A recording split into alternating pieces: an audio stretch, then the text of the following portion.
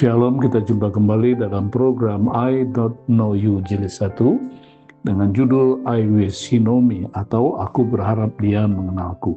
Bacaan firman Tuhan terambil dari kitab Injil Matius pasal 7 ayat 15 sampai dengan 23 yang berbunyi, "Waspadalah terhadap nabi-nabi palsu yang datang kepadamu dengan menyamar seperti domba, tetapi sesungguhnya mereka adalah serigala yang buas. Dari buahnya lah kamu akan mengenal mereka. Dapatkah orang memetik buah anggur dari semak duri atau buah ara dari rumput duri?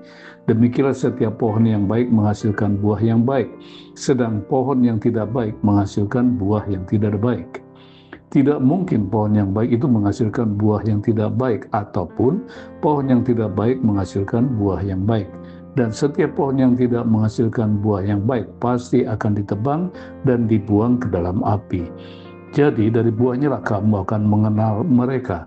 Bukan setiap orang yang berseru kepadaku Tuhan, Tuhan akan masuk ke dalam kerajaan surga, melainkan dia yang melakukan kehendak Bapa-Ku yang di surga. Pada hari terakhir banyak orang akan berseru kepadaku Tuhan, Tuhan, bukankah kami bernubuat demi namamu dan mengusir setan demi namamu dan mengadakan banyak mujizat demi namamu juga? Pada waktu itu aku akan berterus terang kepada mereka dan berkata, aku tidak pernah mengenal kamu, enyahlah daripadaku kamu sekalian pembuat kejahatan." Di akhir zaman ini akan terjadi banyak kegerakan yang jahat dan akan terjadi secara masif dan disponsori oleh si jahat iblis yang memanfaatkan orang-orang yang tidak tulus. Dengan menyamar sebagai nabi-nabi palsu, mereka menyesatkan banyak orang yang tidak sungguh-sungguh beriman kepada Tuhan. Tujuannya adalah menyeret sebanyak mungkin orang keluar dari iman mereka kepada Tuhan kita Yesus Kristus. Sesungguhnya dengan mudah orang-orang ini dapat kita kenali melalui beberapa ciri busuk mereka. Oleh karena itu kita harus waspada terhadap gerakan yang membahayakan ini agar iman kita tidak goyah serta tidak ikut melakukan kejahatan mereka.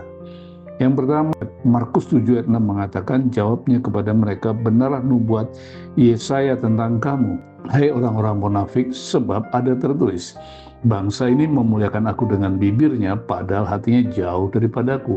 Mereka ini mempunyai kehidupan ganda, sebagai akibatnya mereka tidak akan dikenal dan tidak akan dikenal oleh Tuhan. Markus 11 ayat 24 mengatakan, karena itu aku berkata kepadamu, apa saja yang kamu minta doakan, percayalah bahwa kamu telah menerimanya, maka hal itu akan diberikan kepadamu. Mereka ini berdoa namun meragukan jawaban Tuhan. Yakobus 1 ayat 8 mengatakan, sebab orang yang mendua hati tidak akan tenang dalam hidupnya. Orang yang hidupnya mendua hati tidak tulus. Orang-orang demikian ini mempermainkan Tuhan. Orang ini munafik dan mendustai Allah. Apapun sikap dan perbuatan untuk menutupi dosa akan menjadi percuma, sebab Tuhan akan menyeretnya ke pengadilan dan Tuhan akan berkata, aku tidak mengenal dia. Hidupnya mungkin terlihat rohani, tapi ada kebiasaan dosa yang disembunyikan dengan topeng rohani. Bila mana orang seperti itu bertobat dengan tulus dan memohon pengampunan atas dosanya, Tuhan akan mengampuni dosanya. 1 Yohanes 1 ayat 9 mengatakan, jika kita mengaku dosa kita, maka Ia adalah setia dan adil. Ia akan mengampuni segala dosa kita, menyucikan kita dari segala kejahatan. Oleh karena itu, kita harus menjaga dan melindungi iman kita agar jangan sampai ikut terseret oleh arusnya penyesatan yang akan terjadi ini.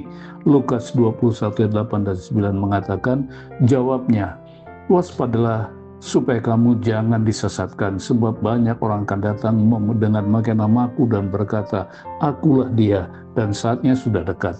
Janganlah kamu mengikuti mereka, dan apabila kamu mendengar tentang peperangan dan pemberontakan, janganlah kamu terkejut, sebab semua itu harus terjadi dahulu, tetapi itu tidak berarti kesudahnya akan datang segera. Saya tutup dengan 3 closing statement. Yang pertama, Yakobus 5 ayat 8 mengatakan, kamu juga harus bersabar dan harus meneguhkan hatimu karena kedatangan Tuhan sudah dekat. Oleh karena itu, marilah kita mempersiapkan diri untuk menyambutnya. Yang kedua, Lukas 19 ayat 10 mengatakan, sebab anak manusia datang untuk mencari dan menyelamatkan yang hilang. Hanya Yesus Kristuslah yang dapat dan mampu menyelamatkan kita dari murka Allah. Closing statement yang terakhir, atau yang ketiga, Galatia 6 ayat 7, janganlah sesat, Allah tidak membiarkan dirinya dipermainkan.